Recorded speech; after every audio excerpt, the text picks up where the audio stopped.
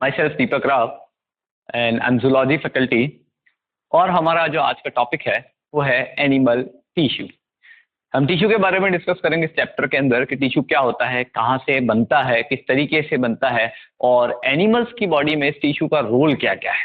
ठीक है, आप लोग बेसिकली सेल पहले पढ़ चुके हैं, एनिमल टिश्यू के बारे में भी आपको नॉलेज है। हम टिश्यू की बात करेंगे, डेफिनेशन की बात कर लेते हैं कि टिश्यू की जनरल डेफिनेशन होती क्या है। तो जब भी हम टिश्यू की बात करते हैं, हम बात करते हैं कि ग्रुप ऑफ सेल्स, बहुत सारी सेल्स जो ग्रुप बनाती है। अब कौन सी सेल ग्रुप बनाएगी? ऐसी सेल्स जो दिखने में एक जैसी है, which are similar in structure, जो फंक्शन भी एक जैसा करती है, which are similar in function, और सबसे इंपॉर्टेंट बात, जिनका ओरिजिन सेम होता है। Group of cells which are similar in structure, which are similar in function and their origin is same. तीन चीजें सेम होनी चाहिए सेल्स के अंदर। सेल्स दिखने में एक जैसी हो, सेल का काम एक जैसा हो और सेल्स का ओरिजिन एक जैसा हो। अगर ये तीनों कंडीशन मैच होती है तो वैसी सेल्स आपस में ग्रुप बना लेती है और उस ग्रुप को हम कहते हैं क्या? टिश्यू। मतलब क्या सर, समझ में नहीं आया? देखो सिंपल सी बात है, आप क्लास में बैठते हो, अलग अलग टाइप के स्टूडेंट्स हैं, लेकिन हम हर किसी के साथ उतनी स्ट्रॉन्ग बॉन्डिंग नहीं बना सकते हैं, है ना। हम स्ट्रॉन्ग बॉन्डिंग उसी के साथ बनाते हैं जिसके साथ हमारे थॉट मैच करते हैं, ठीक है, जो अपने टाइप जैसा हो। तो हम उसी के साथ, हमारी केमिस्ट्री, हमारी बॉन्डिंग स्ट्रांग होती है और हमारा ग्रुप उन्हीं लोगों के साथ बनता है, सबके साथ तो नहीं बन सकता। वैसे ही सेल्स, अब मान लो कोई सेल जो है एक इस शेप की है, राउंड शेप की, एक स्क्वायर शेप की है, ठीक है। इस तरीके से सेल्स की शेप अलग अलग है, ये अलग अलग शेप। अब जब सेल्स का शेप ही अलग अलग है, सेल का स्ट्रक्चर ही अलग अलग है, अब सोचो ये सेल्स ने मिलकर ग्रुप बना लिया। जब ये सेल्स मिलकर ग्रुप बनाएगी, क्या ये बॉडी का कोई एक फिक्स स्ट्रक्चर, फिक्स शेप बना पाएगी? क्या नहीं बना पाएगी, क्योंकि इन सेल्स का शेप ही अलग अलग है।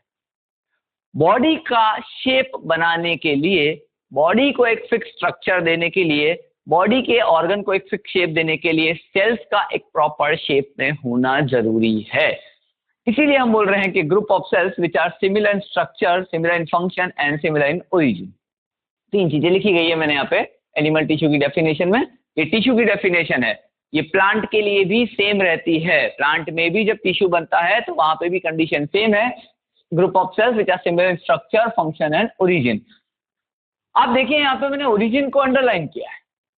क्यों किया है सर? गलती से हो गया होगा? नहीं, गलती से नहीं हुआ, जानबूझ के किया है। ओरिजिन को अंडरलाइन करने का पर्पज ये था कि स्ट्रक्चर, फंक्शन और ओरिजिन, इन तीन कंडीशन में से जो सबसे इंपॉर्टेंट कंडीशन है वो है ओरिजिन। हम ये बोल रहे हैं कि सेल्स दिखने में एक जैसी हो, हम ये बोल रहे हैं कि सेल्स का फंक्शन एक जैसा हो और सेल्स का ओरिजिन एक जैसा हो, तो वो टिश्यू बना सकती है, ठीक है। लेकिन कभी कभी ऐसा होता है कि सेल्स दिखने में अलग अलग है, सेल्स फंक्शन में भी अलग अलग हो सकती है, but still they are making a tissue. इसका मतलब सेल्स स्ट्रक्चर में सिमिलर और डिसिमिलर हो सकती है, कोई दिक्कत नहीं। सेल्स फंक्शन में सिमिलर और डिसिमिलर हो सकती है, कोई दिक्कत नहीं, बट सेल्स का ओरिजिन तो सेम होना ही चाहिए, उसके बिना कभी भी कोई सेल टिश्यू नहीं बना पाएगी। फिर से बोल रहा हूं, ध्यान से सुनना। सबसे पहले बात करें टिश्यू की। सर टिश्यू क्या है? टिश्यू की डेफिनेशन बोलूं कि ग्रुप, सेल्स का ग्रुप। अब सेल्स का ग्रुप सर समझ में नहीं आया, सेल्स ग्रुप क्यों बनाएगी? इसको बेसिक से स्टार्ट करो। हम लाइफ की बात करते हैं, लाइफ, लिविंग ऑर्गेनिज्म या लाइफ की बात करें, कोई भी ऑर्गेनिज्म लिविंग है या उसके अंदर लाइफ है, इसका मतलब वो किसका बना हुआ होगा?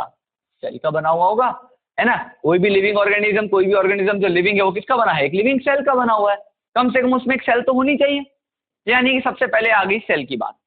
अब किसी ऑर्गेनिज्म में केवल अगर एक सेल है, केवल एक सेल है, एक ही सेल का बना हुआ है, तो वो ऑर्गेनिज्म क्या कहलाता है? Unicellular organism. पढ़ चुका आपने, है ना। यूनिसेल्यूलर ऑर्गेनिज्म, एक ऐसा ऑर्गेनिज्म जो केवल एक सेल का बना हुआ है, यानी कि वो एक सेल, उसके अंदर सारे के सारे लाइफ प्रोसेस कंप्लीट करेगी, उसका रेस्पिरेशन, उसका डाइजेशन, उसका सर्कुलेशन, उसका एक्सक्रीशन, सब कुछ वो एक सेल करती है। इसका मतलब उस एक सेल के पास डिवीजन ऑफ लेबर नहीं होता है।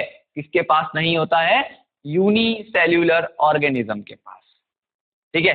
मान लो आप अकेले हो घर में, आपको घर का झाड़ू, पोछा, कचरा, बर्तन सब कुछ करना पड़ रहा है और आपको पढ़ना भी पड़ रहा है, आपको डॉक्टर भी बनना पड़ रहा है, आपको हॉस्पिटल भी जाना पड़ रहा है, पेशेंट को भी देखना पड़ रहा है। डिवीजन ऑफ लेबर कहाँ है? नहीं है ना। आप अकेले जी सारा का सारा काम कर रहे हो। अगर बॉडी केवल एक सेल की बनी हो तो वो यूनिसेल्युलर है, सारे के सारे काम एक सेल करेगी, इसका मतलब डिवीजन ऑफ लेबर एब्सेंट। कौन सा एग्जांपल? अमीबा, याद करो अमीबा, सारे काम अमीबा अकेला करता है, एक सेल का बना होगा। अब जब लाइफ स्टार्ट हुई थी तो ऐसे ही ऑर्गेनिज्म बने थे, अमीबा, पैरामीशियम, ऐसे ही ऑर्गेनिज्म बने थे जो कैसे थे? यूनिसेल्युलर। लेकिन धीरे धीरे धीरे धीरे इवोल्यूशन होता गया, डेवलपमेंट आता गया ऑर्गेनिजम्स में। अब एक सेल से ज्यादा सेल्स वाले ऑर्गेनिज्म बनना स्टार्ट हुए, एक सेल से ज्यादा सेल वाले ऑर्गेनिज्म बनना स्टार्ट हुए। क्यों? क्योंकि एक सेल अकेली एफिशिएंटली काम नहीं कर पा रही थी। समझो, आप अकेले अगर आपको सारे काम करने पड़े, आप इनमें से कोई भी काम एफिशिएंटली नहीं कर पाओगे, ठीक है ना? आप अपनी स्टडी को प्रॉपर टाइम दे पा रहे हो, ना आप घर के काम को प्रॉपर टाइम दे पा रहे हो। क्यों? क्योंकि आपको अकेले को सारा काम करना पड़ रहा है। इसीलिए यूनिसेल्युलर ऑर्गेनिज्म ज्यादा एफिशिएंट ऑर्गेनिज्म नहीं थे। अब धीरे धीरे एफिशिएंट ऑर्गेनिज्म की तरफ डेवलपमेंट बढ़ा।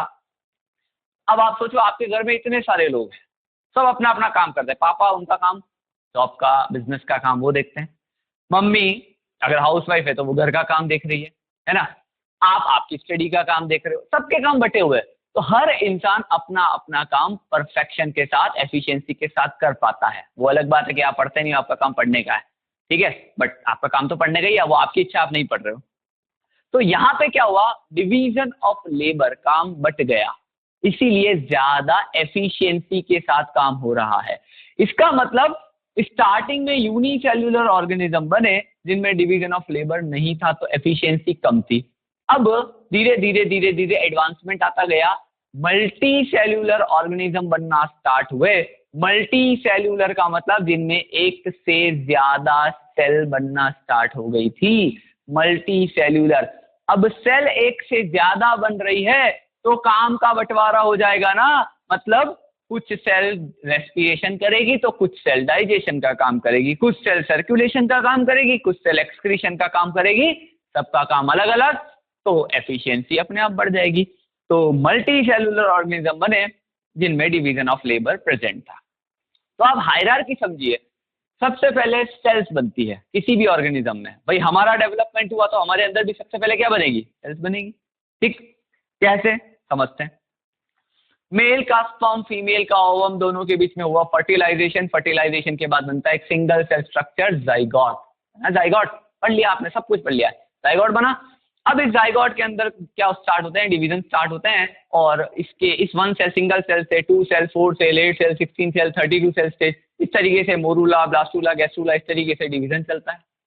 जब 32 सेल स्टेज बनी उसके बाद सेल्स खूब सारी इकट्ठी हुई ना। अब सेल्स क्या करती है? अपने अपनी जो है डेस्टिनी पे जाना स्टार्ट करती है। कुछ सेल जो बॉडी की बाउंड्री वॉल बनाती है, एक्टोडर्मल। कुछ सेल्स अंदर हमारा एलिमेंट्री कैनाल का फॉर्मेशन करेगी, एंडोडर्मल। और इस एक्टो और एंडो के बीच में खाली जगह है जिसका नाम क्या है? सीलोम। और इस सीलोम को कवर करने वाली कौन होती है? मेसोडर्मल। पता है आपको? पढ़ के आए हो? नहीं पता है तो ये आपको डाइवर्सिटी के अंदर पढ़ाया जाएगा। बॉडी वॉल आप ये समझिए, ये हमारी बॉडी वॉल है, ये एक्टोडर्म की बनी हुई है। एक्टोडर्म का मतलब सबसे बाहर की लेयर। ये अंदर पूरा हमारा एलिमेंट्री कैनाल जा रहा है, एलिमेंट्री कैनाल मतलब हमारा digestive tract. Endoderm, inner most layer endoderm की बनी हुई है। एंडोडर्म और एक्टोडर्म के बीच में खाली जगह है यहाँ पे सब, दैट इज सीलोम। और इस सीलोम के बाहर कवर करने वाली कौन लेयर होती है? मीजोडर्मल। मतलब हमारी बॉडी 3 जर्म लेयर से मिलकर बनी है, एक्टोडर्म, मीजोडर्म एंड एंडोडर्म, ठीक है। सबसे पहले हमारा फॉर्मेशन कहां से स्टार्ट हुआ? एक सेल से। कौन सी सेल थी वो? जाइगोट। सिंगल सेल स्ट्रक्चर बनाना, मैंने कहा था जाइगोट से। अब इस सिंगल सेल स्ट्रक्चर में डिवीजन स्टार्ट हुए तो एक सेल से 2 सेल बनी, 2 से 4 बनी, 4 से 8 बनी, 8 से 16 बनी, सेल का नंबर बढ़ता जा रहा है।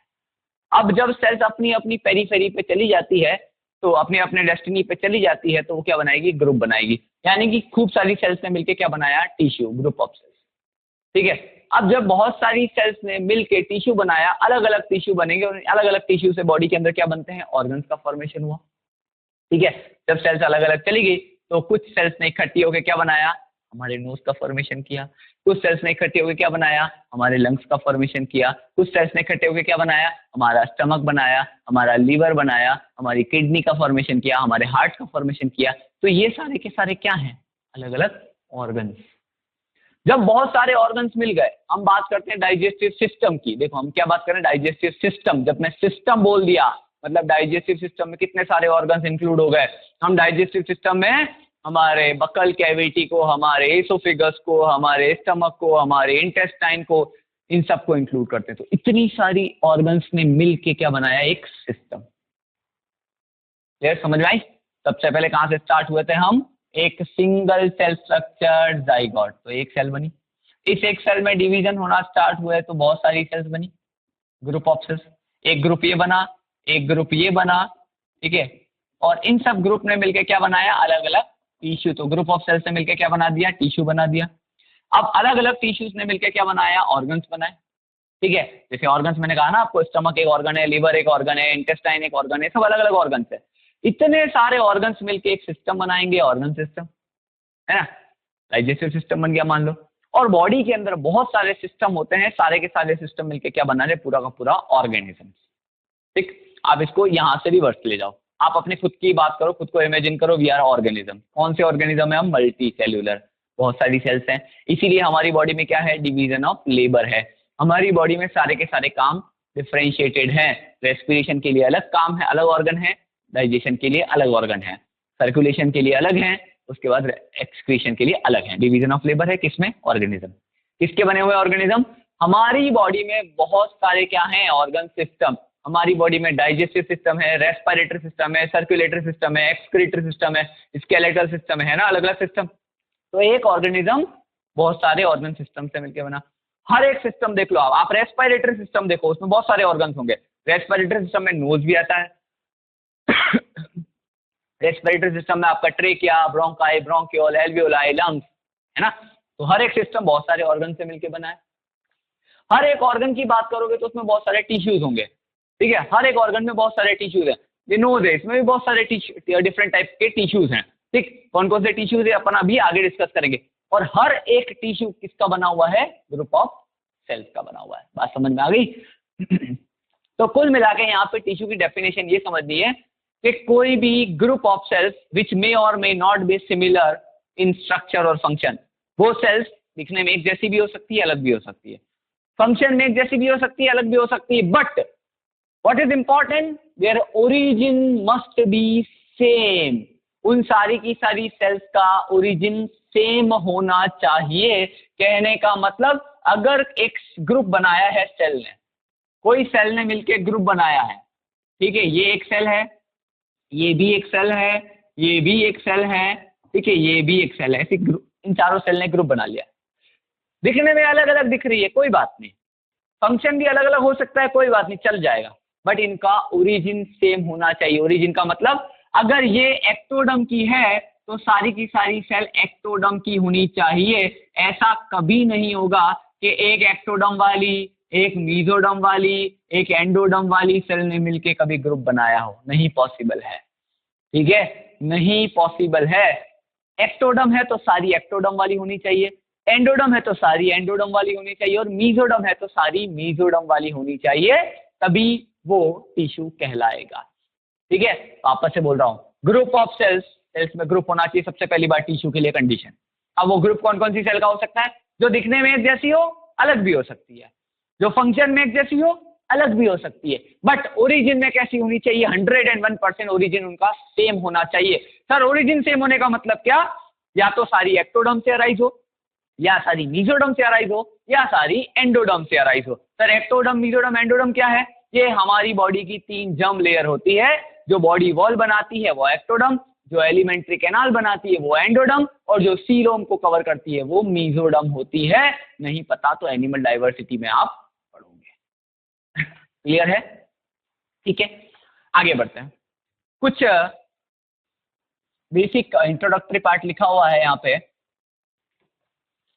वर्ड टिश्यू, टिश्यू जो टर्म था वो गिवन बाय बाइचेट। ये कौन सा टिश्यू है, एनिमल टिश्यू की बात कर रहे हैं। एनिमल टिश्यू जो टर्म था वो दिया था बाइचेट ने, साइंटिस्ट का नाम है बाइचेट। मैंने इंपॉर्टेंट नाम ही लिखे, बाकी कुछ नाम आपके मॉड्यूल में दिए गए, आप वहां से देख भी सकते हो, not so important. Animal tissue term दिया था बाइचेट ने। दूसरा प्लांट टिश्यू किसने दिया था, ग्रू ने, साइंटिस्ट का नाम है ग्रू। एनिमल टिश्यू की स्टडी को कहते हैं, टिश्यू की स्टडी को कहा जाता है हिस्टोलॉजी, ठीक है। और ये हिस्टोलॉजी की फादर ऑफ हिस्टोलॉजी कौन कहलाएंगे, बाइचेट। क्यों फादर ऑफ हिस्टोलॉजी का, क्योंकि बाइसेट नहीं तो टिश्यू टर्म दिया था एनिमल टिश्यू टर्म, इसीलिए एनिमल टिश्यू की स्टडी को क्या नाम दिया, हिस्टोलॉजी, और हिस्टोलॉजी के फादर कौन है, बाइसेट। टिश्यूज के टाइप देख लेते हैं, एनिमल्स के अंदर कौन कौन से टाइप के टिश्यू होते हैं। तो एनिमल में 4 टाइप के टिश्यूज हैं, one is epithelial, other is connective tissue, muscular tissue and nervous tissue. 4 type के टिश्यू से मिलकर हमारी पूरी बॉडी बनी होती है, ठीक है। क्वेश्चन मेरा, क्या यूनिसेल्युलर ऑर्गेनिज्म में टिश्यू होगा? जब मैं खुद ही बोल रहा हूँ यूनिसेल्युलर, तो टिश्यू कैसे हो सकता है, क्योंकि टिश्यू के लिए ग्रुप ऑफ सेल्स होना चाहिए, याद रखना। हमारी बॉडी 4 टाइप के टिश्यू से मिलकर बनी है, epithelial tissue, connective tissue, muscular tissue and nervous tissue. इस चैप्टर में हम यहाँ पे 2 टाइप के टिश्यू डिस्कस करते हैं, हमारी मस्कुलर एंड द नर्वस, ठीक है। सॉरी, यहाँ पे 2 टाइप के टिश्यू डिस्कस करेंगे, that is epithelial and the connective tissue. Muscular tissue and nervous tissue हम यहाँ इस चैप्टर में नहीं पढ़ते हैं, ये दोनों जो टिश्यू है इनके लिए हम सेपरेट चैप्टर पढ़ेंगे। मस्कुलर टिश्यू को हम लोकोमोशन एंड मूवमेंट वाले पार्ट में पढ़ते हैं, और नर्वस टिश्यू आप जानते हो नर्वस सिस्टम के नाम से अलग एक चैप्टर है। तो यहाँ इस चैप्टर के अंदर हमें 2 टिश्यू जो है डिटेल में पढ़ने हैं, epithelial and the connective tissue, ठीक है। सबसे पहले स्टार्ट करते हैं हम लोग एपिथेलियल टिश्यू से। पहला जो टाइप का टिश्यू है दैट इज एपिथेलियल टिश्यू, समझेंगे मतलब। एपी का मतलब है अपॉन, थीलिया का मतलब है ग्रो। एक ऐसा टिश्यू जो हमेशा किसी न किसी दूसरे टिश्यू के ऊपर ग्रो करता है, एक ऐसा टिश्यू जो हमेशा किसी न किसी दूसरे टिश्यू के ऊपर ग्रो करता है। इसका मतलब ये कभी भी इंडिविजुअल नहीं एग्जिस्ट कर सकता, कभी भी इंडिविजुअल नहीं रहेगा। ये जब ग्रो करना स्टार्ट करेगा तो इसके नीचे कोई ना कोई दूसरा टिश्यू हमेशा होगा, और वो दूसरा टिश्यू कौन सा होता है, कनेक्टिव टिश्यू। इसका मतलब एपिथेलियल टिश्यू हमेशा कनेक्टिव टिश्यू के ऊपर ग्रो करेगा, नीचे कनेक्टिव टिश्यू है और ऊपर हमेशा कौन आएगा, एपिथेलियल टिश्यू, ठीक है। बाकी इसकी मैंने प्रॉपर्टीज लिखी है। It originates first during the embryonic development. जब एम्ब्रियो के अंदर डेवलपमेंट स्टार्ट होता है, मैंने कहा ना जाइगोट, जाइगोट के बाद मोरूला, ब्लास्टुला, गैस्ट्रुला, फिर एम्ब्रियो बनना स्टार्ट होता है। तो सबसे पहले किसी एम्ब्रियो के अंदर सबसे पहले जो टिश्यू बनना स्टार्ट होता है वो एपिथेलियल ही होता है। कोई भी एम्ब्रियो जब डेवलप करेगा, बॉडी ऑर्गेनिज्म बनाएगा वेल डेवलप्ड, तो उसके अंदर सबसे पहला जो टिश्यू बनेगा इन चारों में से वो कौन सा बनेगा, एपिथेलियल। उसके तुरंत बाद कनेक्टिव बनेगा, लेकिन सबसे पहले एपिथेलियल बनेगा। It has maximum power of regeneration. Epithelial tissue की जो सेल्स है सबसे ज्यादा रीजनरेट कर सकती है, मतलब सबसे ज्यादा डिवाइड करने की कैपेसिटी है। कहने का मतलब डिवाइड कर करके नई नई सेल्स बनाती है सबसे ज्यादा। पावर ऑफ रीजनरेशन का मतलब डिवाइडिंग कैपेसिटी सबसे ज्यादा होती है एपिथेलियल के पास। क्यों होती है? इसका एक रीजन ये है कि दे फॉर्म कवरिंग और lining and they faces either the body fluid और द आउटर एनवायरनमेंट। मतलब सर समझिए, हमारी स्किन है, स्किन पूरी बॉडी के सबसे बाहर कौन है, स्किन। ये एपिथेलियल टिश्यू है। तो देखो इसने किसको फेस किया, आउटर सरफेस एनवायरनमेंट को फेस किया। तो एनवायरनमेंट से कोई भी हार्मफुल मॉलिक्यूल, हार्मफुल पार्टिकल अगर आएगा तो सबसे पहले स्किन को डैमेज करता है। हमें चोट लगती है तो सबसे पहले स्किन डैमेज होती है। इसका मतलब ये आउटर साइड एनवायरनमेंट को फेस कर रहा है और सबसे ज्यादा डैमेज होता है, वेयर एंड टियर यहीं पे होते हैं। इसीलिए इसको लगातार डिवाइड करने की जरूरत है ताकि ये बार बार नहीं बन सके। कहीं चोट लगती है स्किन में, लेकिन कुछ टाइम के बाद वहां पे स्किन नहीं आ जाती है। क्यों? Because of the high power of regeneration. Cells divide कर सकती है और वापस से नया जो है एपिथेलियल टिश्यू बना लेती है, ठीक। तो it faces either the body fluid और द आउटर एनवायरनमेंट। या तो ये सबसे बाहर की तरफ होगा या सबसे अंदर की तरफ होगा। मान लो ये एक सेल है, ये कोई ऑर्गन है, यहाँ पे बॉडी फ्लूइड भरा हुआ है अंदर, लिक्विड, ये लिक्विड। तो अब एपिथेलियल या तो बाहर की तरफ हो सकता है, इन्वायरमेंट, ये इन्वायरमेंट है, या तो यहाँ पे एपिथेलियल होगा या सबसे अंदर की तरफ एपिथेलियल होगा, ये अंदर की तरफ एपिथेलियल, ठीक है। आप समझिए ये रूम है, इस रूम के अंदर की जो दीवार है, अंदर की ये दीवार, this is inner lining, lining, इसको लाइनिंग कहते हैं। और बाहर से जो होगा कवरिंग, बाहर की लेयर क्या है, कवरिंग, और अंदर की साइड क्या है, लाइनिंग, ठीक है। अंदर की साइड क्या है, लाइनिंग। भाई ये मार्कर है, इसकी ये बाहर की वॉल दिख रही है, दिस इज कवरिंग। लेकिन इसके अंदर अगर आप देखोगे तो अंदर से क्या दिखेगा आपको, अंदर वाली लेयर क्या है, लाइनिंग। तो हमेशा या तो बाहर कवरिंग पे होता है एपिथेलियल या अंदर लाइनिंग पे होता है, और दोनों ही जगह ये ज्यादा डैमेज होता है। इसीलिए इसके पास हाई पावर ऑफ रीजनरेशन है ताकि ये बार बार डिवाइड करके नई लेयर बना सके। यहाँ पे एपिथेलियल की जो सेल्स है they are compactly packed cells, cells बहुत पास पास होती है, इनके बीच में कोई स्पेस नहीं होता है। दो सेल हैं लेकिन इतनी पास पास है, ये एक सेल और ये दूसरी सेल, कोई स्पेस ही नहीं है बीच में, इंटरसेल्यूलर स्पेस नहीं होता है। जब इनके बीच में स्पेस ही नहीं है तो इनके बीच में जो मैट्रिक्स होता है, इंटरसेल्यूलर मैट्रिक्स, वो या तो एब्सेंट है या बहुत कम है। सेल्स आर कॉम्पैक्टली पैक्ड, बिल्कुल चिपक चिपक के खड़े हो जाओ, जगह ही नहीं है।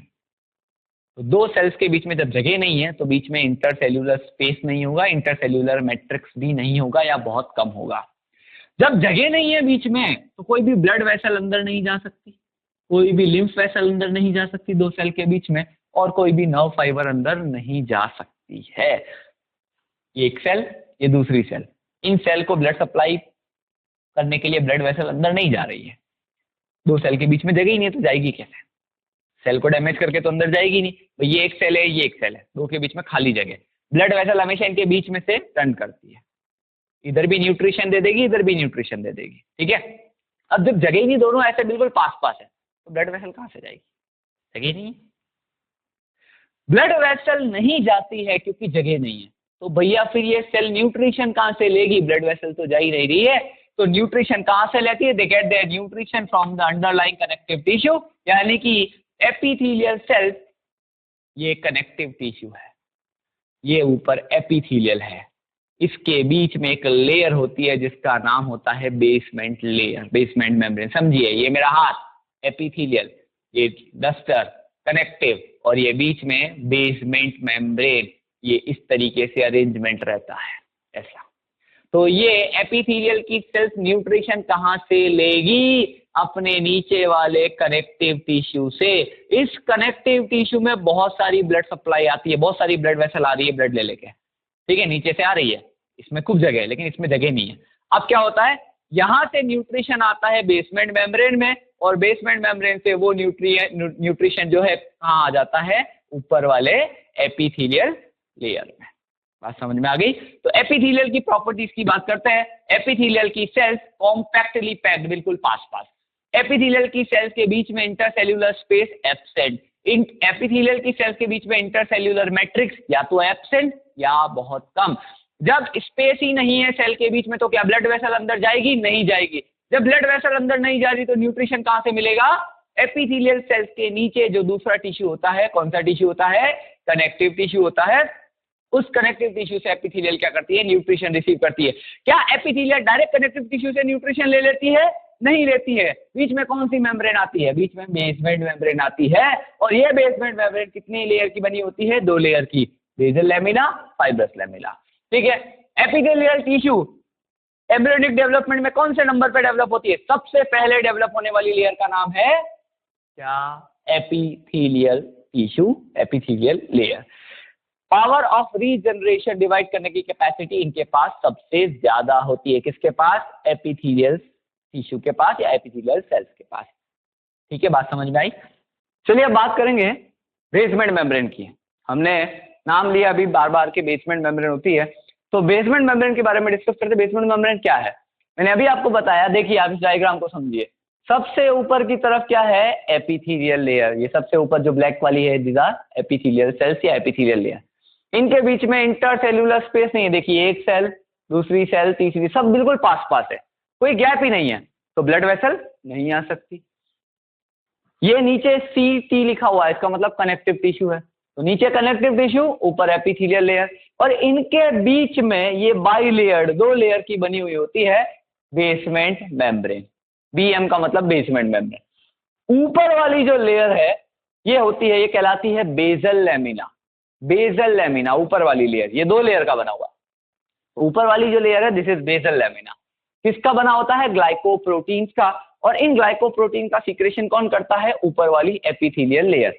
ये एपिथेलियल लेयर है, ये लगातार ग्लाइकोप्रोटीन सीक्रेट करती जाती है, तो इसके बिल्कुल नीचे आके कौन जमा हो गया? ये बेसल लैमिना, ये ऐसा लगा हुआ बेसल लैमिना। बात समझ आ गई? तो बेसल लैमिना किसका बना है? ग्लाइकोप्रोटीन का। कौन सीक्रेट कर रहा है? ऊपर वाली एपिथेलियल लेयर। नीचे की तरफ ये है फाइब्रस लैमिना, नीचे फाइब्रस लैमिना। फाइब्रस नाम में फाइबर आया, ये किसका बना होता है? कोलेजन फाइबर और म्यूकोपॉलीसैकेराइड का बना हुआ होता है, ठीक है। और इनका सीक्रेशन करता कौन है? इनके नीचे वाला कनेक्टिव टिश्यू। यहाँ से लगातार फाइबर्स का सीक्रेशन हो रहा है, यहाँ से लगातार म्यूकोपॉलीसैकेराइड और हाई एल्यूरोनिक एसिड का सीक्रेशन हो रहा है, तो यहाँ पे जाके एक लेयर बन गई।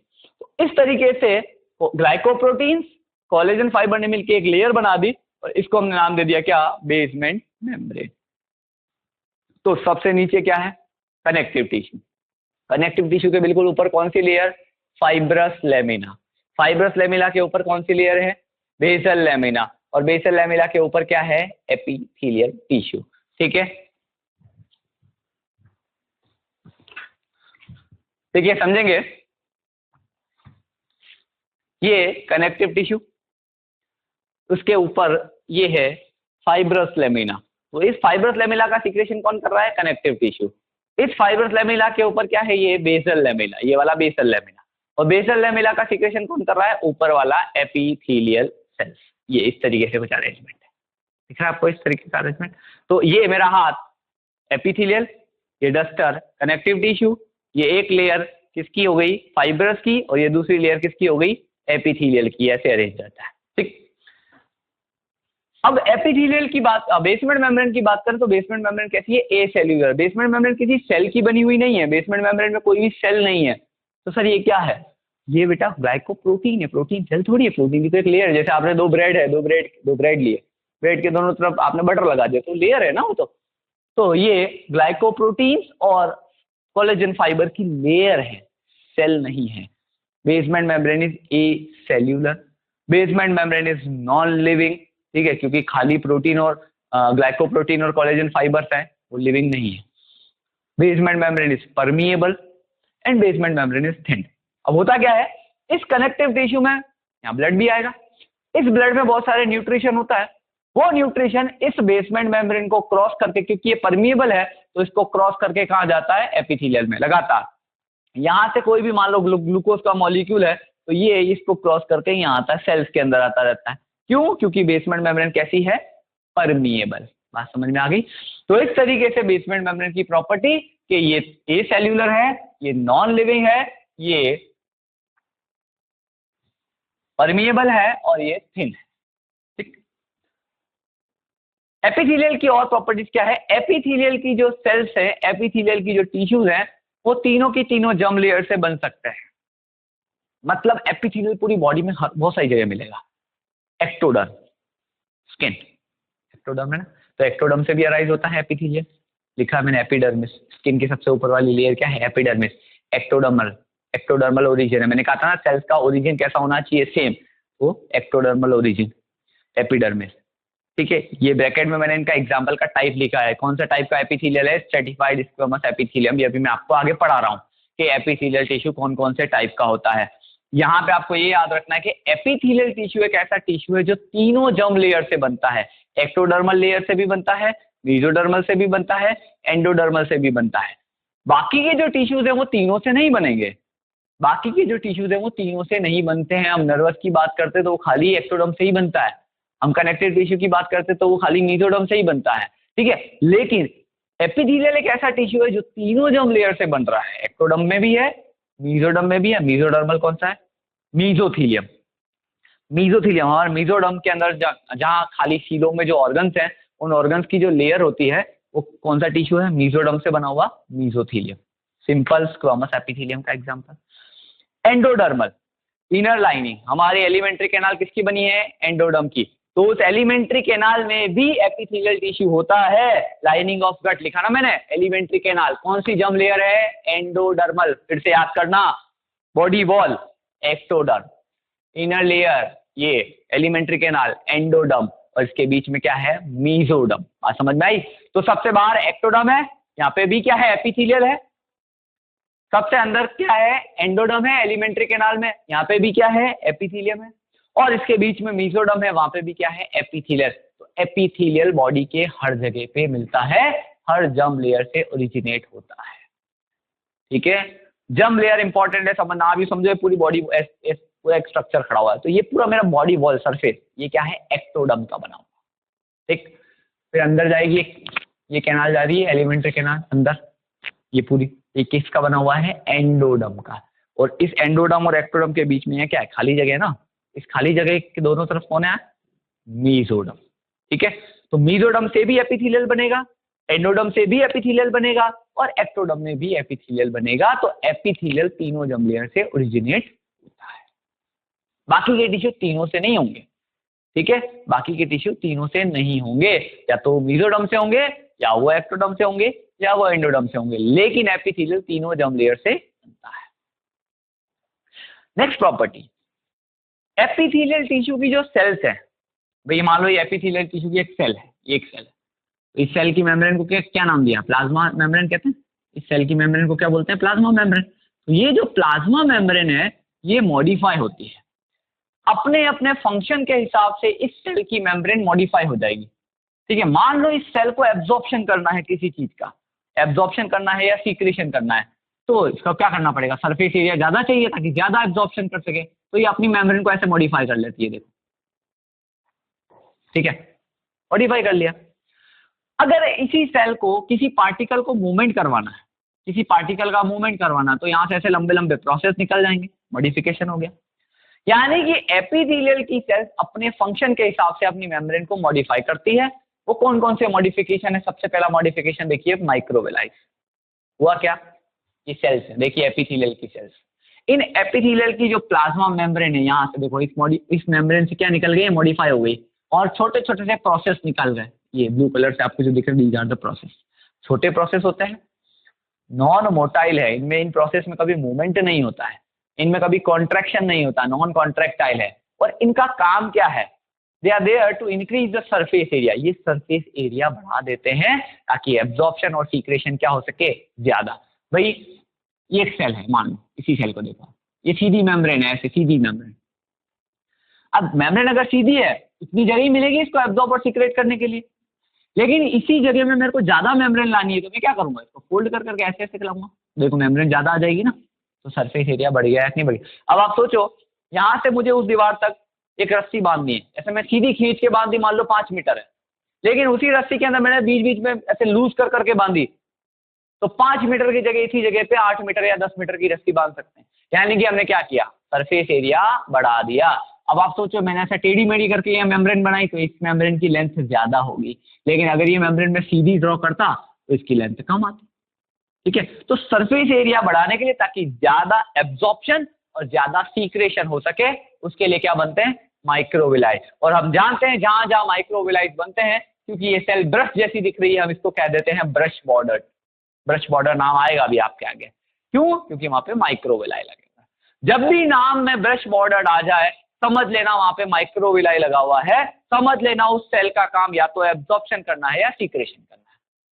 भाई हमारी इंटेस्टाइन है ना, स्मॉल इंटेस्टाइन, वहां पे भी तो माइक्रोविलाई होती हैं। क्यों? क्योंकि उनका काम क्या होता है? डाइजेस्टेड फूड को एब्जॉर्ब करना।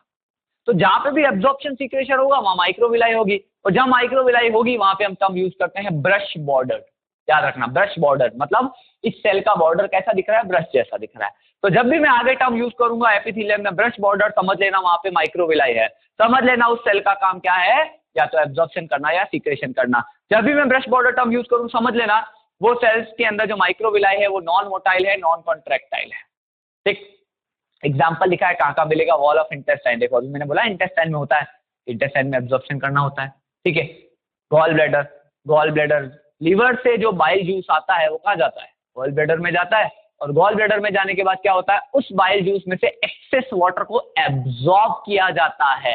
एब्जॉर्प्शन करना है ना, इसीलिए गॉल ब्लैडर में भी क्या लगा होता है? Microvilli. PCT of nephron, nephron के अंदर प्रॉक्सिमल कॉन्वोल्यूटेड ट्यूब्यूल, पढ़ोगे आप ये सब डिटेल में। तो नेफ्रॉन के पीसीटी में वहां से भी वाटर का एब्जॉर्प्शन होता है, सॉल्ट का एक्सेस और न्यूट्रिएंट का एब्जॉर्प्शन होता है। तो एब्जॉर्प्शन यहाँ पे भी हो रहा है, इसीलिए यहाँ पे भी क्या लगा हुआ है? माइक्रोविलाई। दूसरा जो टाइप है मॉडिफिकेशन वो है सीलिया। ऐसे लंबे लंबे प्रोसेस निकल जाए तो वो क्या है?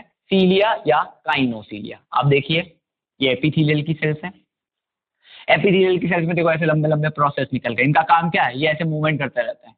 तो ये लॉन्ग प्रोसेस है, सिलिंड्रिकल प्रोसेस है, मोटाइल है, ऐसे मोटाइल मतलब ऐसे मूवमेंट करते रहते हैं, और कॉन्ट्रैक्टाइल, इनमें कॉन्ट्रैक्शन भी होता है। ठीक है, अब मोटाइल ऐसे ऐसे मूवमेंट करेंगे तो काम क्या करते हैं, मान लो एक पार्टिकल है, इस पार्टिकल को इस डायरेक्शन से यहाँ से इधर भेजना है, तो ऐसे धक्का मारते मारते इसको यहाँ से यहाँ लाएंगे, फिर यहाँ से यहाँ लाएंगे, फिर यहाँ से धक्का मार के यहाँ लाएंगे, ऐसे और धक्का मारेंगे, फिर यहाँ लाएंगे, फिर यहाँ लाएंगे, ऐसे देखो। तो किसी भी एक पार्टिकल को एक पर्टिकुलर डायरेक्शन में मूवमेंट करवाना होता है तो ये प्रोसेस काम आते हैं, नाम है इनका सीलिया या काइनोसीलिया। मिलते कहाँ कहाँ है, बहुत सारी जगह मिलेंगे, आपके रेस्पिरेटरी ट्रैक में मिलेंगे, ठीक है, आपके रेस्पिरेटरी ट्रैक में मिलेंगे बहुत सारी जगह, ट्रेकिया में, ब्रोंकाई में, ब्रोंकियोल्स में, फीमेल के अंदर यूट्रस में मिलते हैं, फीमेल की फेलोपियन ट्यूब में ओवा, ओवा जो सीक्रेट रिलीज होता है उसको मूवमेंट करवाते हैं, ठीक है। उसके अलावा एपेंडाइमल एपिथेलियम, हमारे ब्रेन की जो इनर लाइनिंग होती है, ब्रेन की इनर लाइनिंग को कहा जाता है एपेंडाइमल एपिथेलियम। ब्रेन के अंदर क्या बनता है, एक लिक्विड बनता है cerebrospinal fluid, CSF, cerebrospinal fluid. इस CSF का मूवमेंट ब्रेन से स्पाइनल कॉर्ड तक करवाने का काम कौन करता है, ये सीलिया या काइनोसीलिया, एपेंडाइमल एपिथेलियम। तो एपेंडाइमल एपिथेलियम क्या है, ब्रेन की इनर लाइनिंग, करता क्या है, CSF का मूवमेंट करवाता है। अब मूवमेंट करवाना है मतलब वहां पे सीलिया चाहिए, ठीक है। तो ट्रेकिया में क्या काम है, ट्रेकिया ब्रोंकाई में म्यूकस का जो सीक्रेशन होता है, क्योंकि पूरा का पूरा जो ट्रैक है वो कितना होता है, स्मूथ होता है, म्यूकस होता है, उस म्यूकस के सीक्रेशन को एक पर्टिकुलर डायरेक्शन में मूवमेंट करवाया जाता है। तीसरा जो है मॉडिफिकेशन मेम्ब्रेन का, दैट इज स्टीरियोसीलिया। स्टीरियोसीलिया और माइक्रोविलाई एक जैसी प्रॉपर्टी है, बस डिफरेंस क्या है, यहाँ पे प्रोसेस छोटे हैं, यहाँ पे प्रोसेस बड़े हैं। देखिए आप डायग्राम में माइक्रोविलाई और स्टीरियोसीलिया में देखिए आप, वहाँ पे प्रोसेस छोटे हैं, यहाँ पे प्रोसेस बड़े हैं, अदरवाइज वो भी नॉन मोटाइल, ये भी नॉन मोटाइल, माइक्रोविलाई भी नॉन कॉन्ट्रैक्टाइल, ये भी नॉन कॉन्ट्रैक्टाइल। उनका काम भी सरफेस एरिया बढ़ाना, इनका काम भी सरफेस एरिया बढ़ाना होता है। स्टीरियोसीलिया स्पेसिफिक जगह पे मिलते हैं बॉडी में, एग्जाम्पल आपको याद रखने हैं ED और VD। ED is epididymis, male के रिप्रोडक्टिव सिस्टम में होता है एपिडिडाइमिस, और वासा डिफरेंस VD, ED और VD दोनों ही मेल के रिप्रोडक्टिव सिस्टम में मिलते हैं, एपिडिडाइमिस, वासा डिफरेंस, ठीक है। तो आप याद रखिए स्टीरियोसीलिया के एग्जांपल्स ED, VD और इंटरनल ईयर, हमारे इंटरनल ईयर में भी स्टीरियोसीलिया प्रेजेंट होते हैं। काम इनका भी एब्जॉर्प्शन सिक्रेशन करना है, काम इनका भी सरफेस एरिया बढ़ाना, ये भी नॉन मोटाइल नॉन कॉन्ट्रैक्टाइल होते हैं, बस इनके प्रोसेस बड़े होते हैं, माइक्रोविलाई के प्रोसेस छोटे होते हैं, ठीक। तो एपिथेलियल्स की सेल्स अलग अलग फंक्शन के हिसाब से अपने आप को मॉडिफाई करती है कि उन सेल को करना क्या है। मैं जितने भी टर्म यूज कर रहा हूँ बॉडी पार्ट्स के, जितने भी एग्जांपल्स यूज कर रहा हूँ, चाहे मैं गॉल ब्लैडर बोल रहा हूँ, इंटेस्टाइन बोल रहा हूँ, PCT बोल रहा हूँ, DCT बोल रहा हूँ, ED, VD, सब कहीं ना कहीं जब जैसे जैसे आप जूलॉजी आगे पढ़ोगे, जैसे जैसे आप ह्यूमन फिजियोलॉजी पढ़ोगे, ये सब ऑर्गन्स आएंगे आपके, ये सब ऑर्गन्स आपको पढ़ना है। एनिमल टिश्यू एक जनरल चैप्टर है, एक जनरल चैप्टर है। हम पूरी बॉडी के बारे में पढ़ रहे हैं, हम क्या पढ़ रहे हैं, पूरी बॉडी किसकी बनी है भाई, टिश्यू की बनी है। पूरी बॉडी में कहाँ का हर जगह टिश्यू है ना, हम पढ़ रहे हैं कि किस ऑर्गन में कौन सा टिश्यू होता है, ठीक है। तो घबराना नहीं, कोई भी ऑर्गन का नाम अगर लिया जा रहा है वैसे आप पढ़ के आए हैं और नहीं याद आ रहा तो ये सारे के सारे ऑर्गन्स कहीं ना कहीं आगे ह्यूमन फिजियोलॉजी में कवर हो जाएंगे, ठीक है। तो यहाँ पे बात हुई एपिथेलियल सेल्स की मॉडिफिकेशन की, ठीक है। एक बार फिर से एपिथेलियल की बात करते हैं। एपिथेलियल की सेल्स कैसी है, कॉम्पैक्टली पैक्ड। क्या सेल्स के बीच में स्पेस है, स्पेस नहीं है। क्या इंटरसेल्यूलर मैट्रिक्स है, या तो है तो बहुत कम है, या फिर नहीं है, एब्सेंट है। अब सेल्स के बीच में स्पेस नहीं है, जगह नहीं है, तो क्या ब्लड वेसल बीच में जा सकती है, नहीं जाती है। जब ब्लड वेसल बीच में जो है पेनिट्रेट नहीं करती है तो सेल्स को न्यूट्रिशन कहाँ से मिलता है, एपिथेलियल के नीचे जो कनेक्टिव टिश्यू होता है वहां से मिलता है। क्या एपिथेलियल की सेल्स डायरेक्टली कनेक्टिव टिश्यू से न्यूट्रिशन लेती है, नहीं लेती है। किसके थ्रू लेती है, बीच में होती है बेसमेंट मेम्ब्रेन। बेसमेंट मेम्ब्रेन कैसी है, सेल्यूलर या एसेल्यूलर, एसेल्यूलर, लिविंग या नॉन लिविंग, नॉन लिविंग, ठीक है। और परमिएबल या इम्परमिएबल, तो परमिएबल। और थिक होती है या थिन होती है, तो आंसर जाएगा थिन होती है। बेसमेंट मेम्ब्रेन कितनी लेयर की बनी है, एक या दो लेयर। कौन कौन सी, ऊपर वाली बेसल लेमिना, नीचे वाली फाइब्रस लेमिना, ठीक है। बेसल लेमिना किसकी बनी है, ग्लाइकोप्रोटीन की। कौन सीक्रेट करेगा, ऊपर वाली एपिथेलियल। फाइब्रस लेमिना किसकी बनी है, कोलेजन फाइबर या mucopolysaccharide in the form of hyaluronic acid. कौन सीक्रेट करेगा, नीचे वाला कनेक्टिव टिश्यू। क्लियर है। सबसे पहले एम्ब्रियोनिक डेवलपमेंट में कौन सी लेयर बनती है, एपिथेलियल। सबसे ज्यादा रीजनरेशन पावर किसमें होता है, एपिथेलियल, ठीक है। कौन सी ऐसी लेयर या कौन सा ऐसा टिश्यू है बॉडी में जो तीनों जम लेयर से बनता है, वो है एपिथेलियल। एक्टोडर्म से भी बनेगा, मेसोडर्म से भी बनेगा, एंडोडर्म से भी बनेगा, ठीक है। और हमने फिर पढ़ा एपिथेलियल सेल्स की मॉडिफिकेशन। अगर छोटे छोटे प्रोसेस से सरफेस एरिया बढ़ा रहे हैं, नॉन मोटाइल नॉन कॉन्ट्रैक्टाइल है, तो वो नाम है माइक्रोविलाई। हम टर्म यूज करेंगे इसके लिए ब्रश बॉर्डर। अगर लंबे लंबे प्रोसेस हैं, सिलिंड्रिकल प्रोसेस हैं, किसी पार्टिकल का मूवमेंट करवाने का काम कर रहे हैं, तो वो है सीलिया या काइनोसीलिया। और लंबे प्रोसेस है लेकिन ये भी नॉन मोटाइल नॉन कॉन्ट्रैक्टाइल हैं, अगर ये भी सरफेस एरिया बढ़ाते हैं तो ये है स्टीरियोसीलिया। कहाँ मिलेंगे? ईडी, वीडी या इंटरनल ईयर्स। बात करते हैं सेल्स के बीच में कनेक्शंस की। हमने बोला कि एपिथेलियल की जो सेल्स हैं वो बहुत पास पास होती है, कॉम्पैक्टली पैक्ड है, सेल्स के बीच में जगह नहीं है। अब जब सेल्स के बीच में जगह नहीं है, मानते हैं कि ये एक सेल है और ये दूसरी सेल है, अब दोनों सेल्स के बीच में जगह तो है ही नहीं, यानी कि दोनों सेल इतनी पास पास हैं, ठीक है, ये तीसरी सेल है देखिए। तो यहाँ पे इन सेल के बीच में क्या बनेगा? कोई ना कोई जंक्शन बनेगा जिसके थ्रू सेल्स आपस में कनेक्टेड हैं, एक दूसरे से कनेक्टेड हैं। तो ये एक सेल और ये एक सेल, दोनों के बीच में कोई जगह नहीं है, मतलब दोनों पास पास है। तो यहाँ पे क्या बन रहा है? जॉइंट। यहाँ पे क्या बनता है? Junction, inter cellular junction. Junctions जिसके थ्रू एपिथेलियल की दो सेल आपस में कनेक्टेड रहती है, आपस में अपने आयंस को, अपने मॉलिक्यूल्स को ट्रांसफर कर सकती है एक साइटोप्लाज्म से दूसरे साइटोप्लाज्म में। इनको कहते हैं interdigitation. Epithelial cells are connected by these junctions, ठीक है, एक सेल और दूसरी सेल, इनके बीच में क्योंकि हम जानते हैं इंटरसेल्यूलर स्पेस नहीं होता, तो ये कनेक्टेड रहती है थ्रू द जंक्शंस। दो सेल के बीच में जंक्शंस होता है और इन्हीं जंक्शन के थ्रू क्या करते हैं? ये एक्सचेंज करती हैं अपने अपने मटेरियल। कौन कौन से टाइप के जंक्शन यहाँ पे होते हैं? तो पहला जो जंक्शन है वो है इंटरडिजिटेशन। इंटरडिजिटेशन ये वाला जो जंक्शन है ये मिलता है ट्रांजिशनल एपिथेलियल की सेल्स में। अभी हम पढ़ेंगे टाइप्स ऑफ टिश्यू में, ट्रांजिशनल एपिथेलियल जब आएगा, वहां की इस ट्रांजिशनल एपिथेलियल की जो सेल्स है वो आपस में कनेक्टेड रहती है। और कैसे कनेक्टेड रहती है? ये एक सेल है, ये दूसरी सेल है, इस सेल की सेल मेम्ब्रेन इस तरीके से और इस सेल की सेल मेम्ब्रेन इस तरीके से एक दूसरे के साइटोप्लाज्म में चली जाती है। जैसे समझिए ये मेरा हाथ, ठीक है, ये एक सेल है, ये दूसरा हाथ, ये एक दूसरी सेल है।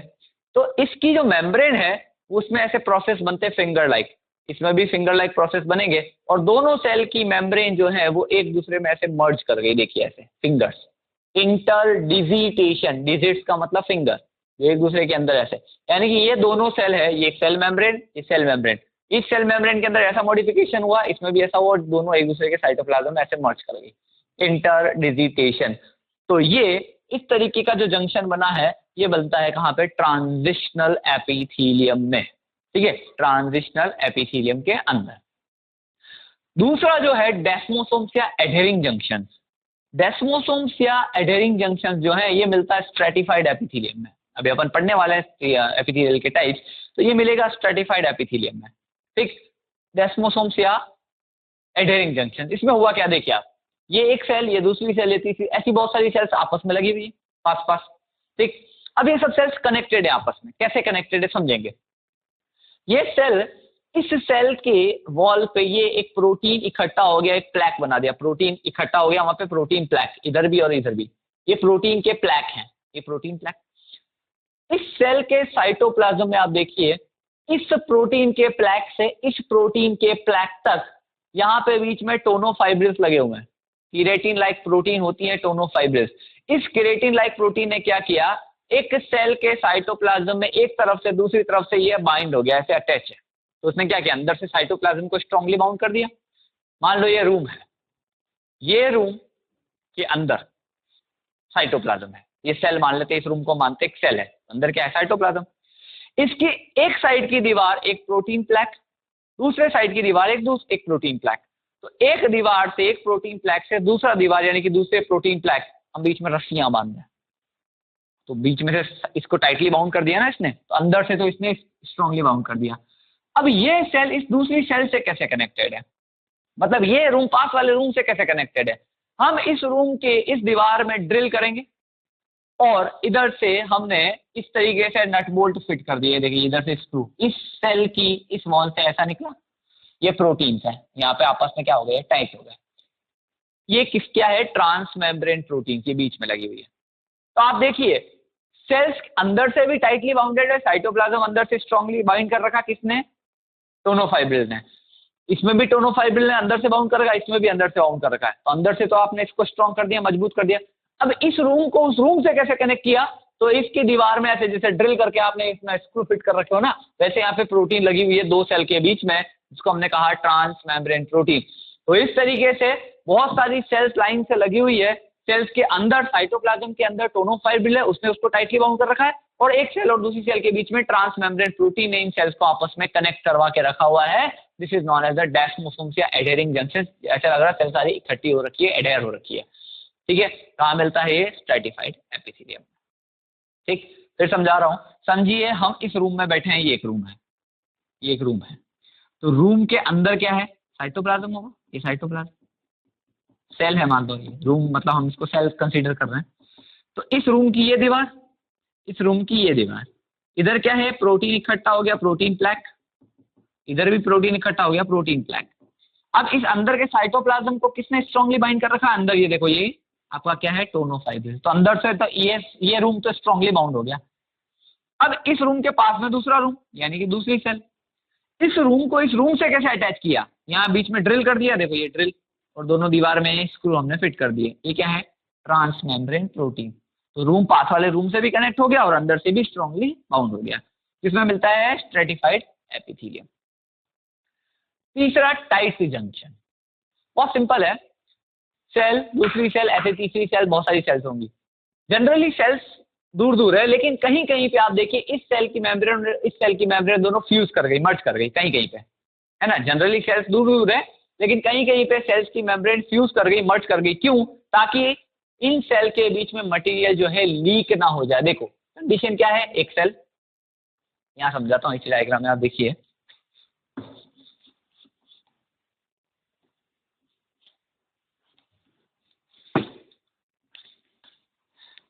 ये एक सेल है, ठीक, ये दूसरी सेल है। अब मान लो ये ऐसे रहे दूर दूर, कोई कनेक्शन ना हो, तो इस सेल का साइटोप्लाज्म से मटेरियल बाहर आ जाएंगे, इधर इसमें से भी बाहर आ जाएंगे, लगातार ऐसे लीकेज होता रहेगा। ठीक है, बहुत सारे जबरदस्ती का लीकेज हो जाएगा, सारा बाहर आ जाएगा, इंटरसेल्यूलर स्पेस में आ जाएगा। इसीलिए इस लीकेज को रोकने के लिए क्या किया, दोनों सेल की मेम्ब्रेन बहुत सारी जगह से फ्यूज हो गई। देखिए ये फ्यूज, ये फ्यूज, ये फ्यूज, जहां से ये फ्यूज हुई, अब यहां से तो कभी लीकेज होगा ही नहीं, आपने बंद कर दिया है। अब लीकेज केवल बीच में से होगा, यहाँ से, मतलब लीकेज अब कम जगह से हो रहा है, पहले ज्यादा जगह से हो रहा था। पहले बिल्कुल दोनों दूर दूर थी, हर जगह से लीकेज था। अब क्या हुआ, यहाँ जहां फ्यूज कर गई वहां से लीकेज होगा नहीं, यानी कि ये कुछ जगह से सेल्स की मेम्ब्रेन क्या कर गई, फ्यूज कर गई, है ना। जहां जहां से मेम्ब्रेन फ्यूज करेगी वहां वहां से कभी भी आयंस का लीकेज, मटेरियल का लीकेज नहीं होगा। और अगर मटेरियल का लीकेज नहीं हो रहा है, मटेरियल के लीकेज को रोकने के लिए यहाँ पे मेम्ब्रेन क्या कर जाती है, फ्यूज कर जाती है। ठीक है, तो इसका काम क्या है, टाइट जंक्शन का मेन काम, to stop the substance leaking across a tissue. ठीक है, इसमें से सब्सटेंस के लीकेज को रोकना काम होता है किसका, टाइट जंक्शन का। किसमें मिलता है, कॉलमनार एपिथेलियम के अंदर। ठीक, चौथा है गैप जंक्शन। सिंपल सा, इसके नाम से पता चल रहा है कि दो सेल के बीच में गैप होता है। ये सेल, ये सेल, बीच में खाली जगह आपको दिख रही है, गैप। अब गैप कैसे कनेक्टेड है, आप बीच में लगे हुए हैं चैनल प्रोटीन जिनका नाम है कनेक्सॉन्स, चैनल प्रोटीन है। ठीक है, कनेक्सॉन्स, यानी कि इस सेल का मटेरियल इस सेल में कैसे जाएगा, इस सेल का मटेरियल इस सेल में कैसे जाएगा, तो बीच में चैनल बना दिए जिनका नाम है कनेक्सॉन्स। इनके थ्रू कोई भी आयन या मटेरियल ट्रांसफर होता है, बाकी डायरेक्टली दो सेल के बीच में कोई कनेक्शन नहीं है। सेल्स दूर दूर है, इनकी मेम्ब्रेन कहीं पे भी फ्यूज नहीं हो रही है, इनकी मेम्ब्रेन में बीच में से कहीं से भी किसी प्रोटीन ने कनेक्ट नहीं किया हुआ है, बस बीच में क्या है, चैनल प्रोटीन लगे हुए हैं जिसके थ्रू कोई मटेरियल निकल के इधर से उधर चला जाता है। ठीक है, तो ये एपिथेलियल में मिलती है। उसके अलावा नर्व सेल्स में मिलेगी, आप नर्व सेल्स में सिनेप्स पढ़ते हो, वो भी तो गैप जंक्शन है। ठीक है, हार्ट की कुछ सेल्स के अंदर ये मिल सकता है। ठीक है, इस तरीके से एपिथेलियल की जो सेल्स हैं वो चार तरीके के इंटरसेल्यूलर जंक्शन से कनेक्टेड है। ट्रांजिशनल एपिथेलियल की बात करें, यानी कि जो स्ट्रेचेबल टिश्यू होता है उसमें इंटरडिजिटेशन, दो सेल की मेम्ब्रेन एक दूसरे में ऐसे मर्ज कर जाती है फिंगर्स की तरह। फिर हमने पढ़ा स्ट्रेटिफाइड एपिथेलियम, डेस्मोसोम्स, अंदर से प्रोटीन की प्लैक्स जो हैं वो कनेक्टेड रहते हैं by the tonofibril keratin like protein है ये, और एक सेल दूसरे सेल से कनेक्टेड है बाय द ट्रांसमेम्ब्रेन प्रोटीन। तीसरा टाइट जंक्शन की बात करी, दो सेल्स की मेम्ब्रेन, दो एडजेसेंट सेल्स की मेम्ब्रेन, पास जो सेल है उनकी मेम्ब्रेन क्या कर जाती है, जगह जगह से फ्यूज कर जाती है to stop the substance leaking across a tissue. Substance के लीकेज को रोकने के लिए किसमें मिलता है, कॉलमनर में। और चौथा गैप जंक्शन, जब दो सेल आपस में दूर दूर रहती है, गैप होता है उनके अंदर, और सेल्स में मटेरियल का एक्सचेंज होता है थ्रू द कनेक्सॉन्स। कनेक्सॉन्स क्या है, चैनल प्रोटीन। ठीक है, तो यहाँ पे 4 टाइप के जंक्शन प्रेजेंट है किसमें, एपिथेलियल की सेल्स के अंदर। एपिथेलियल की बेसिक प्रॉपर्टीज पढ़ी, एपिथेलियल की सेल्स के मॉडिफिकेशंस पढ़े, एपिथेलियल की सेल्स के जंक्शंस पढ़े, कैसे कैसे सेल्स आपस में कनेक्टेड रहती है। अब हम देखते हैं कि एपिथेलियल के टाइप्स, कितने टाइप के एपिथेलियल टिश्यू होते हैं, किस किस बेसिस पे हमने इनको जो है क्लासिफाई किया है या डिवाइड किया है। ठीक है, किस किस बेसिस पे हमने इनको अलग अलग किया है, और वो क्या क्या बेसिस होते हैं जिनके बेसिस पे हमने इनको जो है क्लासिफाई या इनका लेबलिंग किया है, इनको नेमिंग किया है, वो पढ़ते हैं हम टाइप्स ऑफ टिश्यू में। कौन सा, epithelial tissue. Epithelial tissue 2 type में डिवाइडेड रहता है, one is a simple epithelial, other is a compound epithelial. अब सिंपल और कंपाउंड में बेसिक डिफरेंस क्या है समझिएगा। ये अगर आपको क्लासिफिकेशन अच्छे से समझ में आए तो इसके टाइप्स अपने आप ही आप खुद ही बना के खुद ही लिख सकते हो, बस इसके एग्जांपल्स आपको याद करने रहेंगे। सिंपल, कोई भी चीज हम बोलते हैं सिंपल है, मतलब जो हमें आसानी से दिख रही है, आसानी से हमें समझ में आ रही है, ऐसा टिश्यू जिसमें एपिथेलियल की एक ही लेयर है, एपिथेलियल सेल्स की एक ही लेयर अगर आपको दिखे तो वो कैसा है, सिंपल एपिथेलियल। अब दिक्कत है कि सर हमें कैसे पता चलेगा वो एक लेयर दिख रही वो एपिथेलियल की है, हमें कैसे, वो तो आप कोई सा भी टिश्यू हो सकता है, वो एपिथेलियल का ये है, हमें कैसे पता, एक लेयर तो दिख रही है, सेल की एक लेयर है, और वो एपिथेलियल की ही है कि किसी और की है। इसको पहचानने का तरीका है इसकी बेसमेंट मेम्ब्रेन।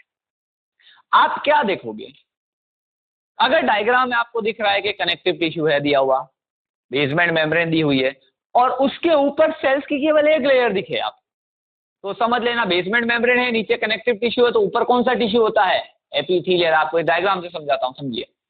आपको ये डायग्राम दिख रहा है, मान लो यही डायग्राम आपको दिख रहा है, आप क्या देख रहे हो, देखो नीचे कनेक्टिव टिश्यू, बीएम लिखा, बेसमेंट मेम्ब्रेन है, तो ऊपर की जो सेल्स होंगी वो ऑब्वियस सी बात है कौन सा टिश्यू है, एपिथेलियल ही तो होगा भैया। हमने पढ़ा तो है एपिथेलियल के अंदर कि एपिथेलियल हमेशा किसके ऊपर ग्रो करता है, कनेक्टिव के ऊपर, और बीच में कौन होता है, बेसमेंट मेम्ब्रेन। तो नीचे कनेक्टिव टिश्यू दिख रहा है, बीच में बेसमेंट मेम्ब्रेन दिख रहा है, तो ऊपर की जो सेल्स है वो कौन सी लेयर है, एपिथेलियल। पता चल गया। अब ये लेयर जो दिख रही है आपको कितनी है, अगर आपको एक ही लेयर दिख रही है समझ लो सिंपल एपिथेलियल, नीचे कनेक्टिव टिश्यू, बेसमेंट मेम्ब्रेन, और ऊपर आपको सेल्स दिख रही है, एपिथेलियल हो गया। कितनी लेयर है, अगर एक लेयर है तो सिंपल एपिथेलियल। आप इस डायग्राम में देखो, कनेक्टिव टिश्यू, बेसमेंट मेम्ब्रेन, लेकिन ऊपर तो खूब सारी लेयर है, एक से ज्यादा लेयर है तो कंपाउंड एपिथेलियल, सिंपल। सबसे पहले देखो कनेक्टिव टिश्यू, उसके ऊपर क्या बेसमेंट मेम्ब्रेन है, आपको दिख रही है बेसमेंट मेम्ब्रेन, ठीक है। बेसमेंट मेम्ब्रेन के ऊपर सेल्स की कितनी लेयर है, अगर सेल की एक लेयर दिखे तो सिंपल एपिथेलियम, अगर एक से ज्यादा लेयर आपको दिखे बेसमेंट मेम्ब्रेन के ऊपर तो कंपाउंड एपिथेलियम। क्लियर हो गई बात। हाँ, कंपाउंड की बात कर रहे हैं, एक से ज्यादा लेयर है मतलब थिक लेयर होगी, एक से ज्यादा लेयर बना दी मतलब थिक है, मोटी लेयर है, और मोटी लेयर है इसका मतलब इसका काम क्या होता है, ये प्रोटेक्टिव है, ये प्रोटेक्शन देने का काम करती है। किसी भी ऑर्गन के, हमने एपिथेलियल में क्या पढ़ा, कहाँ कहाँ होती है एपिथेलियल, या तो ये कवरिंग सबसे बाहर की तरफ, या ये लाइनिंग सबसे अंदर की तरफ होती है। तो किसी भी ऑर्गन के सबसे बाहर की तरफ कौन है, मान लो एपिथेलियल, और उस एपिथेलियम की बहुत सारी लेयर है, यानी कि वो उस ऑर्गन को प्रोटेक्शन देगी ना, इसीलिए तो उसके लिए ज्यादा मोटी दीवार बनाई है आपने। इसका मतलब कंपाउंड एपिथेलियल का काम प्रोटेक्शन देना है, प्रोटेक्टिव लेयर है, जहां पे एक से ज्यादा लेयर दिख जाए समझ लेना ये प्रोटेक्शन के लिए मोटी दीवार है। तो कंपाउंड एपिथेलियम प्रोटेक्शन के लिए। सिंपल एपिथेलियल कहाँ कहाँ मिलेगी आपको, ये lining of the body cavity, body cavity जहां जहां मिलेगी उसकी लाइनिंग इनर साइड में वहां होगी, ये डक्ट्स में होंगी, जितनी भी डक्ट्स मिलेगी आपको, ग्लैंड की डक्ट्स, और ट्यूब्स में मिलेगी, ठीक है, वहां आपको सिंपल एपिथेलियल मिलेगी।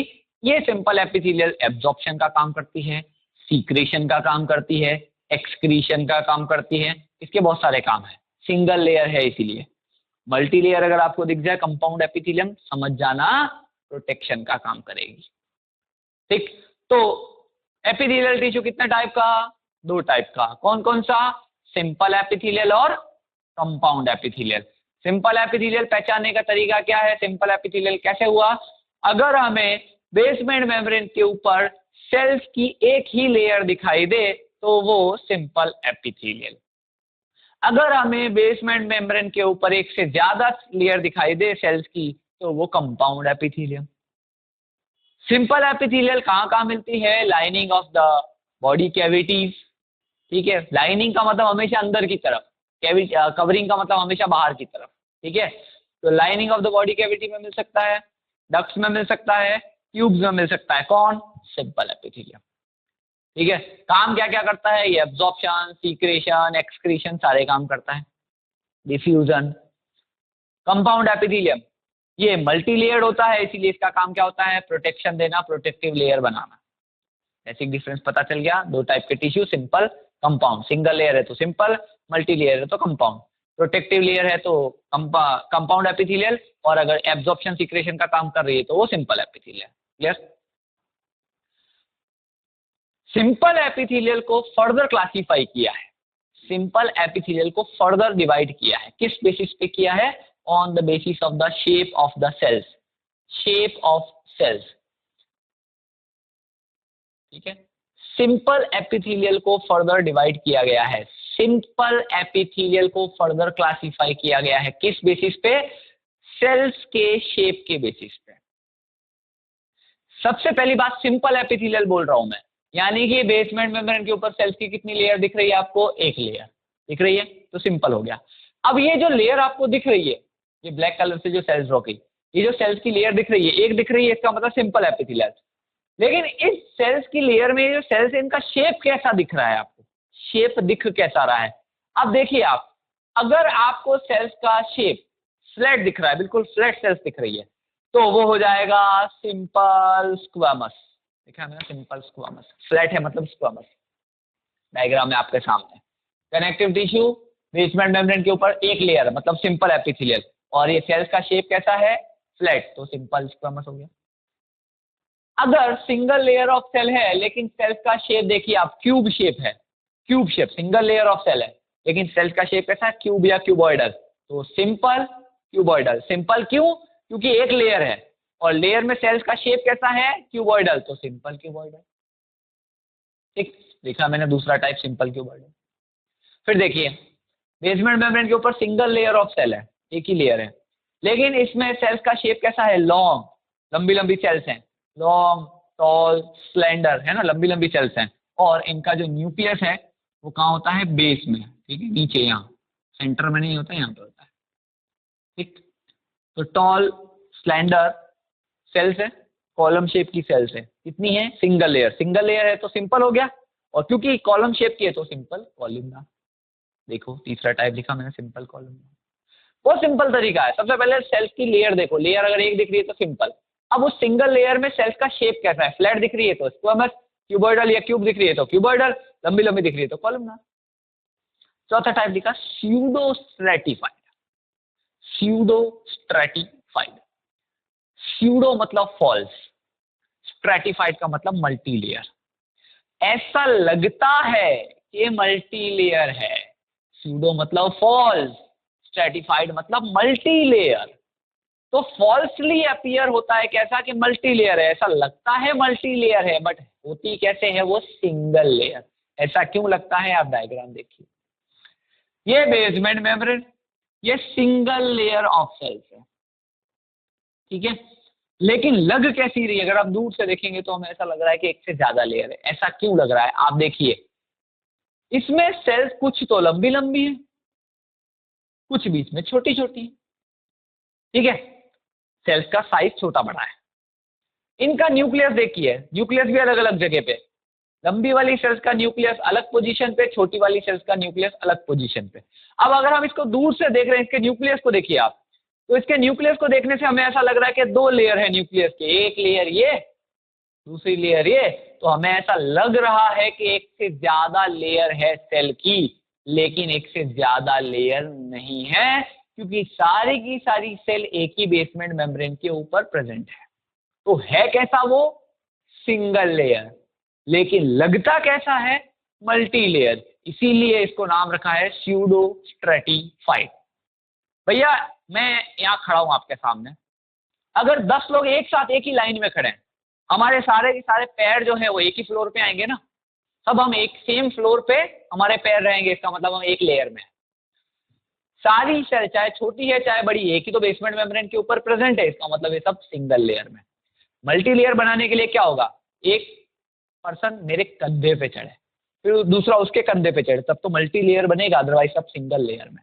तो यहाँ पे भी क्या हो रहा है देखिए, बड़ी सेल छोटी सेल, बड़ी सेल छोटी सेल, सब एक ही बेसमेंट में इसी फ्लोर के ऊपर सब खड़े हुए एक साथ, छोटे बड़े सब लोग एक साथ खड़े हुए, इसलिए एक लेयर में। लेकिन क्योंकि इनके न्यूक्लियस की पोजीशन अलग अलग है, हमें लग ऐसा रहा है कि मल्टी लेयर है, बट होता कैसा है? सिंगल लेयर, इसलिए इसका नाम रखा हमने स्यूडो स्ट्रेटिफाइड। ठीक मैंने यही आपको सब एक साथ डायग्राम इसलिए बना दिया ताकि आपको डिफरेंस समझ में आ जाए, अब ताकि आपको आगे एग्जांपल ही याद करने रहे कि इसके एग्जांपल ये है। ठीक है, फिर से बता रहा हूँ, सिंगल लेयर कैसे है? बेसमेंट मेम्ब्रेन के ऊपर आपको एक सिंगल लेयर दिखे अगर सेल्स की, तो वो सिंपल एपिथेलियम। ठीक, अब उस सिंपल एपिथेलियल में सिंगल लेयर ऑफ सेल्स में सेल्स का शेप देखना है। सिंगल लेयर है और फ्लैट है तो सिंपल स्क्वामस, सिंगल लेयर है क्यूबॉइडल है तो सिंपल क्यूबॉइडल, सिंगल लेयर है लॉन्ग टॉल कॉलम शेप है तो simple columnar. Single layer of cell है लेकिन ऐसा न्यूक्लियस की पोजीशन अलग अलग है, सेल्स की साइज छोटी बड़ी है, ऐसा लगता है मल्टी लेयर है लेकिन होता कैसा है? सिंगल लेयर, तो स्यूडो स्ट्रेटिफाइड। ठीक, अब आप नेक्स्ट में देखिए कंपाउंड एपिथेलियम। कंपाउंड एपिथेलियल को भी फर्दर हमने क्लासिफाई किया है 2 पार्ट में, one is stretchable and other is non stretchable. Compound है मतलब मल्टी लेयर है, सब में आपको एक से ज्यादा सेल्स की लेयर दिखेगी, लेकिन कुछ सेल्स ऐसी है जो स्ट्रेच करती है। ठीक है, स्ट्रेचेबल है, मतलब इसका एग्जांपल कौन है? Transitional epithelial.